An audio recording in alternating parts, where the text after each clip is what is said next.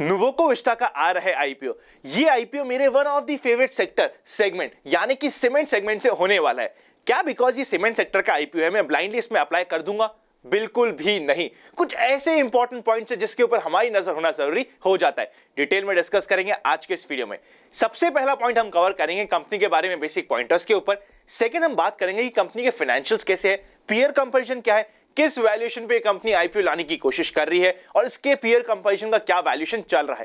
Third हम बात करेंगे आईपीओ के रिलेटेड इंपॉर्टेंट डेट्स की, साथ ही साथ कितना ओवर सब्सक्रिप्शन आ सकता है रिटेल कैटेगरी में, उसे कवर करेंगे। एंड फाइनली मेरा personal opinion simple and clear words में जिस सिंप्लिसिटी से आप हमेशा एक्सपेक्ट करते हैं डिस्कस किया जाएगा। मेरा नाम है अनंत Ladda, CFA CA CFP LLB। अगर अभी तक आपने open for all free Telegram channel join नहीं किया, सीधा टेलीग्राम में जाके इन्वेस्ट आज फॉर कल सर्च करिएगा, आपको ये चैनल मिल जाएगा जिसमें ऑलरेडी 1,60,000 से ज्यादा मेंबर्स पार्ट बन चुके हैं। लगे यूजफुल तो आप इसका पार्ट बन सकते हैं।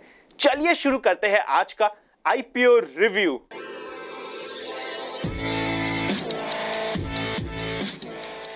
सबसे पहले कंपनी के बारे में बेसिक पॉइंटर्स को कवर करते हैं। 1999 में कंपनी इनकॉर्पोरेट हुई थी और आज के दिन निर्मा ग्रुप, जो इंडिया की one of the largest cement और उसी के साथ साथ कंक्रीट मैन्युफैक्चर ग्रुप है, उसका ये कंपनी पार्ट बन चुकी है। उसी के साथ साथ बात करी जाना, इस कंपनी के पास काफी सारे रेंज ऑफ प्रोडक्ट्स है, जैसे कि सीमेंट, रेडी मिक्स कंक्रीट, उसी के साथ साथ मॉडर्न बिल्डिंग मटेरियल्स जैसे कि वॉल पुट्टी हो गया, ड्राई प्लास्टर हो गया, काफी सारे प्रोडक्ट्स में कंपनी आज के दिन काम कर रही है। कंपनी आज के दिन अपने प्रोडक्ट्स दोनों ट्रेड और नॉन ट्रेड सेगमेंट में प्रोवाइड करती है। अगर मैं ट्रेड सेगमेंट की बात करूं तो उसमें जितने भी इंडिविजुअल होम बायर्स होते हैं वो आ जाते हैं। नॉन ट्रेड सेगमेंट में जितने भी बल्क बायर्स और इंस्टीट्यूशन होते हैं वो आ जाते हैं। आज के दिन कंपनी के इंडिया में टोटल 15,000 के ऊपर डिस्ट्रीब्यूटर्स बन चुके हैं। अगर कंपनी के सीमेंट प्लांट्स की बात करी जाए तो almost all over the India located है, जैसे कि चाहे वो वेस्ट बंगाल हो, बिहार हो, उड़ीसा, छत्तीसगढ़, झारखंड, राजस्थान, हरियाणा, इतनी सारी लोकेशंस में कंपनी के पास ऑलरेडी सीमेंट प्लांट लोकेटेड है। साथ ही साथ ना ईस्ट इंडिया का तो ये company one of the largest cement plant manufacture कर रही है। कंपनी के पास टोटल मैन्युफैक्चरिंग कैपेसिटी 22.32 MMTPA के आसपास है। अब कंपनी के सारे पॉजिटिव पॉइंट्स को और कॉम्पिटिटिव स्ट्रेंथ्स को चेक कर लेते हैं। सबसे पहला, company one of the largest cement manufacturer है ईस्ट इंडिया में। सेकंड इंपॉर्टेंट पॉइंट, कंपनी के पास बहुत सारे सीमेंट मैन्युफैक्चरिंग प्लांट्स हैं जो काफी ज्यादा स्ट्रैटेजिकली लोकेटेड है। थर्ड इंपॉर्टेंट पॉइंट, एक बहुत अच्छा डिस्ट्रीब्यूशन नेटवर्क है, एक अच्छी ब्रांड इमेज कंपनी के पास ऑलरेडी अवेलेबल है। एंड फाइनली कंपनी का प्रमोटर ग्रुप एक ऐसी कंपनी है जिसको आप और हम हमेशा से जानते हैं। अगर कंपनी के प्रमोटर्स की बात करें तो आप इसे चेकआउट कर सकते हैं, नियोगी एंटरप्राइज लिमिटेड और उसी के साथ साथ डॉक्टर करसन भाई के पटेल कंपनी के प्रमोटर्स होने वाले हैं। अब सबसे पहले चलते हैं कंपनी के फाइनेंशियल्स के ऊपर, जहां पे काफी सारे इंपॉर्टेंट पॉइंट्स हमें डिस्कस करने हैं। सबसे पहले अगर हम टोटल एसेट्स को डिस्कस करें तो 2019 में 1,32,000 मिलियन के ऊपर थे। नेक्स्ट ईयर 2020 में 1,34,000 मिलियन थे और 2021 में ऑलमोस्ट 2 लाख मिलियन के आसपास कंपनी के टोटल एसेट्स पहुंच चुके। टोटल एसेट्स कंपनी के अच्छी तरीके से ग्रो हो रहे हैं। अगर टोटल रेवेन्यू की बात करी जाए तो 31 मार्च 2019 में 71,000 मिलियन के आसपास थे, मतलब हम बोल सकते हैं 7,100 करोड़।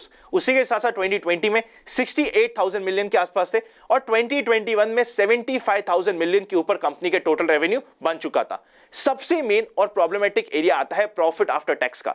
आप इधर चेकआउट कर सकते हैं। 2019 में 26 करोड़ की कंपनी का लॉस था। नेक्स्ट ईयर 250 करोड़ के आसपास का प्रॉफिट, और अगर हम वापस से बात की जाए 31 मार्च 2021 की तो कंपनी के पास 25 करोड़ के आसपास का लॉस था। मतलब कंपनी की प्रॉफिटेबिलिटी अभी तक स्टेबल नहीं है। इस पॉइंट को हमें ध्यान से समझना जरूरी हो जाता है। लास्ट 3 इयर्स के एवरेज के बेसिस पे अगर हम कंपनी का एवरेज ईपीएस निकाले तो 2.83 आता है। रिटर्न ऑन नेटवर्थ निकाले तो 1.31% आता है, जो काफी कम हो जाता है। अगर हम पी रेशियो कंपेयर करने की कोशिश करें ना, सबसे पहला इंपॉर्टेंट पॉइंट तो यह है कि कंपनी का अर्निंग स्टेबल नहीं है, इसलिए पी रेशियो डायरेक्टली कंपेयर करना पॉसिबल नहीं है, निकालना पॉसिबल नहीं है। पर फिर भी अगर हम डाइल्यूटेड इक्विटी के बेसिस पे कंपनी का पी रेशियो निकाले तो 201 आता है, जो इस कंपनी को काफी ज्यादा हाईली वैल्यूड वाली कंपनी बना देता है। मतलब कंपनी मौके पे चौका मारने की कोशिश कर रही है, काफी हाई वैल्यूएशन पे अपना आईपीओ लाने की कोशिश कर रही है। वो हमें क्लियर कट ऐसे भी दिखाई देता है। जैसे हम इसके पीयर कंपैरिजन करेंगे और उनके वैल्यूएशन की बात करेंगे, आपको अपने आप समझ आ जाएगा।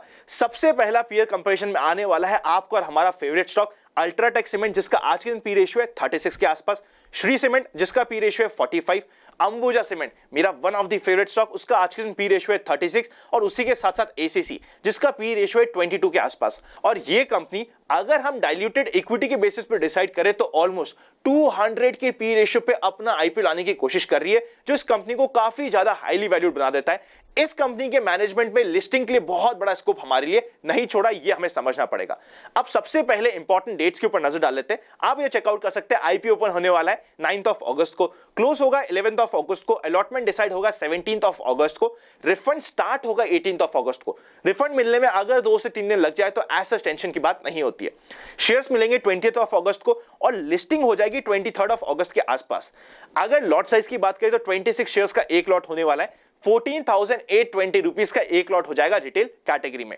उसी के साथ साथ प्राइस बैंड है 560 से 570 के बीच। हमें हमेशा यूज करना है cut off price. BSE NSE दोनों पे लिस्टिंग होने वाली है और टोटल आईपीओ का साइज है 5000 करोड़, मतलब एक बहुत हैवी और मेजर आईपीओ होने वाला है। फ्रेश इशू है 1500 करोड़ का और 3500 करोड़ के आसपास का होने वाला है ओएफएस, ऑफर फॉर सेल, मतलब 70% का ये कंपनी ओएफएस लग रही है, 30% का न्यू ऑफर है। इस आईपीओ में रिटेल कोटा होने वाला है 35% का, मतलब रिटेल कोटा की एप्लीकेशंस होगी 12 लाख एप्लीकेशंस के ऊपर। इस आईपीओ में रिटेलर्स को अलॉटमेंट मिलने के बहुत ज्यादा चांसेस होने वाले हैं। इसीलिए मैं पर्सनली बाकी सारी चीजें डिस्कस करने के बाद, बाकी सारी चीजें चेक करने के बाद ही इस आईपीओ में अप्लाई करूंगा, अगर मैं अप्लाई करता हूं तब भी। इस आईपीओ का ऑब्जेक्टिव है, सबसे पहला कंपनी के कुछ बोरिंग से उसे रीपे करना चाहते हैं, और सेकेंडली जनरल कॉर्पोरेट पर्पसेस जो हमें ऑलमोस्ट हर एक आईपीओ में देखने को मिलते हैं। इससे पहले कि मेरे पर्सनल ओपिनियन पे जाए, अगर अभी तक आपका डीमैट नहीं है तो डिस्क्रिप्शन में डीमैट अकाउंट ओपनिंग्स और प्राइवेट चैनल पर जुड़ने का प्रोसेस मिल जाएगा, वरना लगी उसूल तो आप ज्वाइन बटन मेंबरशिप कंसीडर कर सकते हैं।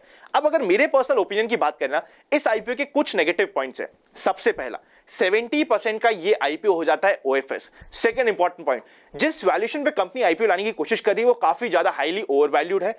इस कंपनी का वैसे देखा जाए तो प्रॉपर्ली हम वैल्यूएशन निकाल ही नहीं सकते, क्योंकि इसकी अर्निंग बिल्कुल भी स्टेबल नहीं है। थर्ड इंपॉर्टेंट पॉइंट, इस कंपनी का अभी as per sources grey market premium stable नहीं है। एज पर सोर्सेज आज के दिन इस कंपनी का ग्रे मार्केट प्रीमियम चल रहा है 5% से लेके 8% के बीच में। अब फाइनली अगर बात करी जाए on the face of it, एक कंपनी ओके सेगमेंट बहुत ज्यादा प्यारा है, बहुत अच्छा सेगमेंट है जो मुझे पर्सनली बहुत पसंद है, पर जिस वैल्यूएशन पे कंपनी आईपीओ लाने की कोशिश कर रही है वो थोड़ा सा हाईली वैल्यूड हो जाता है। इसमें बहुत मेजर लिस्टिंग इनका स्कोप कंपनी ने नहीं छोड़ा है।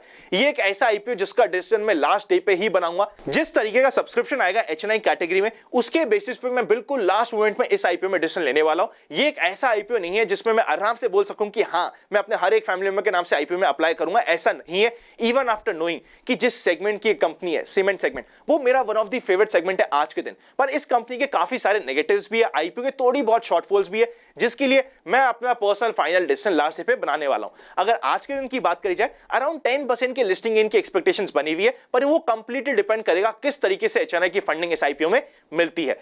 अगर ये वीडियो अच्छा लगे तो लाइक करे बिना मत जाइएगा। अगर चैनल को सब्सक्राइब बेल आइकन क्लिक नहीं किया तो कोई इंपॉर्टेंट वीडियो मिस हो जाएगा। अगर हम बात करें Cartrade के आईपीओ के वर्सेस इस आईपीओ के बारे में, तो Cartrade का आईपीओ एनी डे इस आईपीओ से बेटर आज के दिन लग रहा है। Happy investing and I will see you very soon.